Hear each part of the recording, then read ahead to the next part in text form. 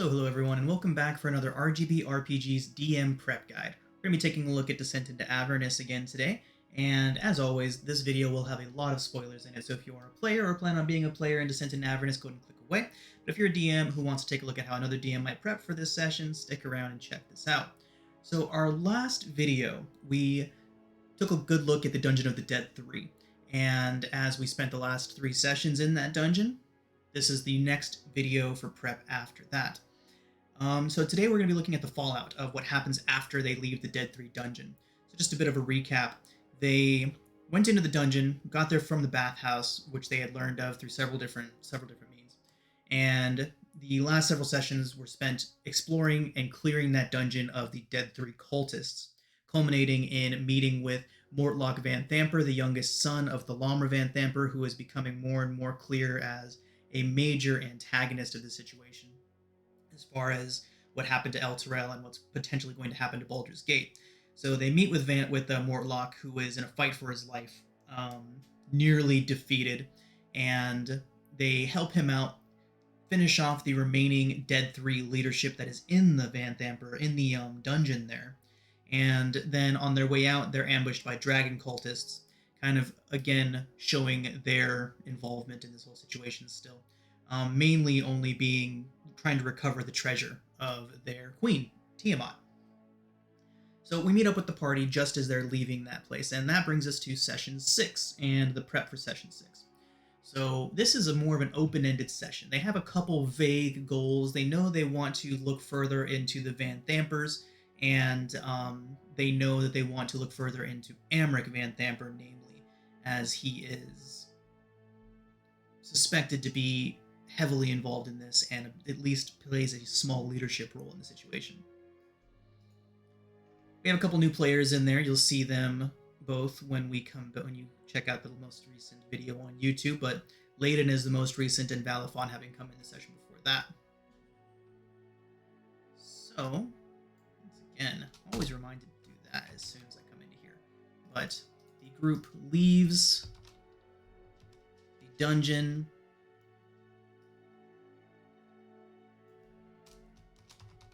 Group leaves the dungeon after confronting dragon cultists. So again, this is more of an open-ended session for the group. They have a few different loose goals in mind, but mainly they have that huge amount of treasure and gold that they want to presumably spend. So I'm expecting a little bit of a shopping session this week, especially since they've been hinted at the place known as the Wide. And so I expect them to go and do a little bit of shopping, looking around for things. I have a few different things that we can use to generate those shops, random shop generators and random NPC generators to populate those shops. But mainly, we're going to be going out and exploring and trying to find the best way to approach Amric. So yeah, party leveled up to level 4 after the dungeon. So they're going to have some new abilities and things like that to play around with. So we're going to throw in a bit of a combat encounter at some point during this. The remaining leadership of the Dead 3 is going to show up and be looking for vengeance and to remove the threat that the party poses to their organization. But let's go ahead and go down our list here. So when they first leave and when we join back up with the session, the first thing that's going to happen is Mortlock is going to ask about the imp that is normally here keeping an eye on the bathhouse, and let the party know that they're likely being watched. They took care of that imp when they first arrived at the bathhouse, so Mortlock will say, like, either way, my brothers will be on to us. So, knowing that Amric has a special place in his mother's heart, Mortlock will suggest finding Amric first and either killing or capturing him to use as leverage against the Lamra. So, Mortlock will tell them the various different places that Amric can be found, usually hanging out in the Low Lantern in the evening hours, and he associates with a lot of people in the Underwide if they want to find out more information about him. So they can visit the Wide for information on Amric and the Underwide for more information. And again, we're going to generate some shops and some things for them to check out. And beneath the Wide is something that I've kind of homebrewed and kind of pulled off the internet for a few different sections, the Underwide, a black market area, basically where they can find more rare items than what can be sold above ground. If they do decide to visit the Underwide, they'll be visited by the crime lord of the area, known as Nine Fingers Keen. She has had it about as far as she can take it with the dead three cultists and the chaos and mayhem they've been causing around Baldur's Gate. So she will most definitely be interested in meeting up with the party and potentially giving them a good word with some of the vendors if they can gear up to go against the remaining forces of the Dead Three. So yeah, again, we're going to have a bit of an encounter so the party can check out their level 4 abilities before they have to dive too much deeper into anything crazy. But that takes us to the Low Lantern, which is a dockside tavern that is a refurbished pirate ship turned into a tavern. Great location, some great NPCs in there. The proprietor of the place is a wizard who she has a little crab familiar. She does not necessarily approve of what Amric is doing, but the pay is good, and she'd rather not. She'd rather not become an enemy of the Van Thampers, so she allows Amric to operate a money lending business out of her establishment. And I really don't expect to go too much farther than meeting up with Amric, but if we do happen to get there, Amric's whole thing is that he sees the potential fall of Baldur's Gate as a very lucrative opportunity. And furthermore, he believes that if the powers of the Nine Hells have already set their eyes on Baldur's Gate, there's very little that anyone can do to stop it. So why not sit back and enjoy to the best that he can what's about to happen? Very pragmatic individual. He sees what he assumes to be the bigger picture and will try to make a profit and benefit himself out of it however he can. So Amric's expecting the players.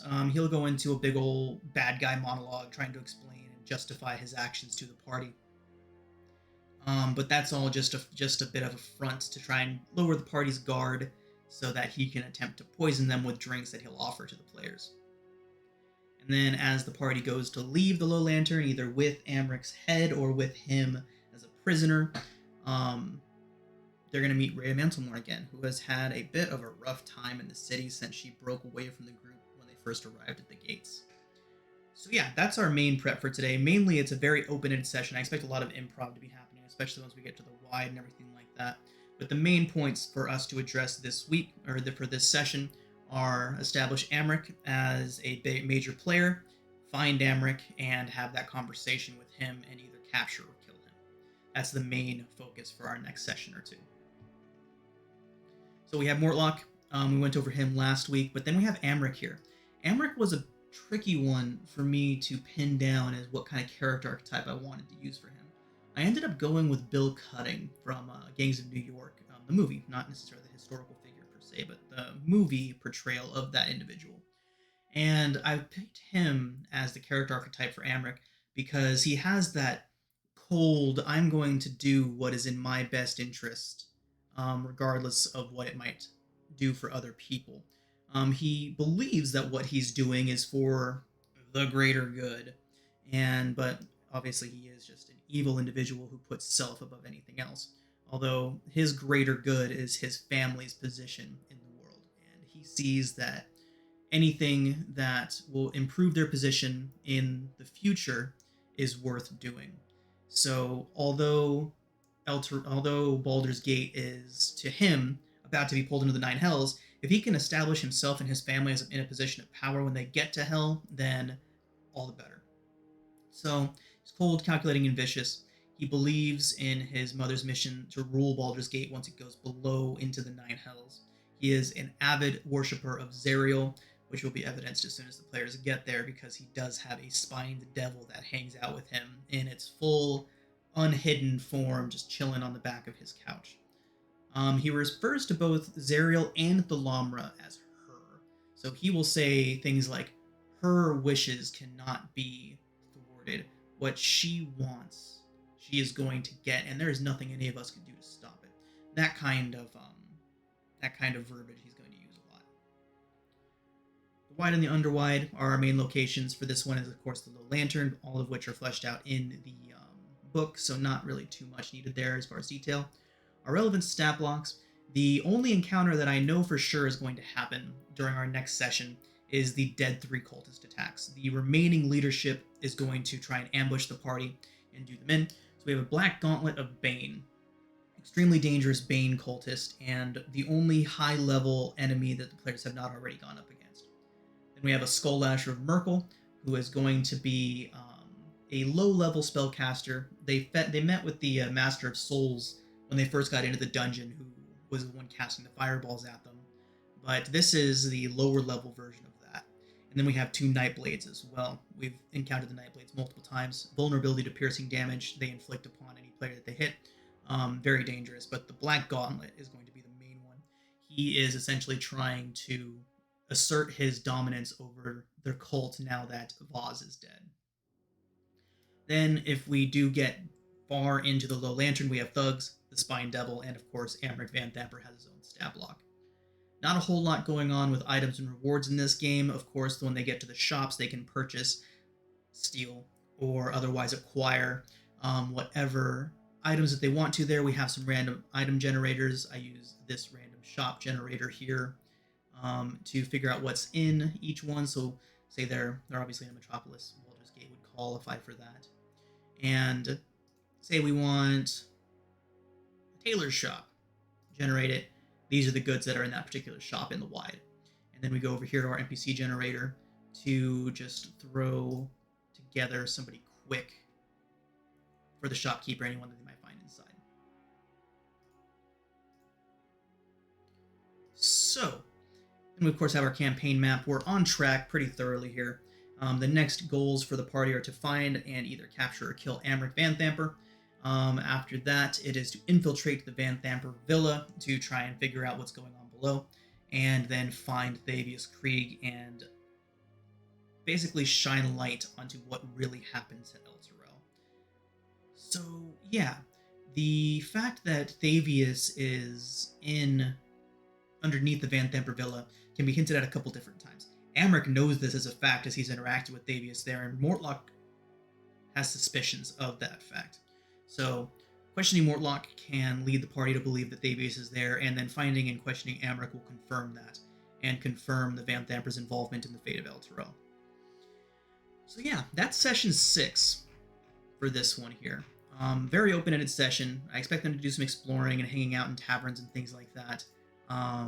Not any solid line we're going down. Basically, we just want them to spend some money, have their level 4 experience, get into combat while they're at level 4, and at least get to the Low Lantern. That's what we're hoping for at this session.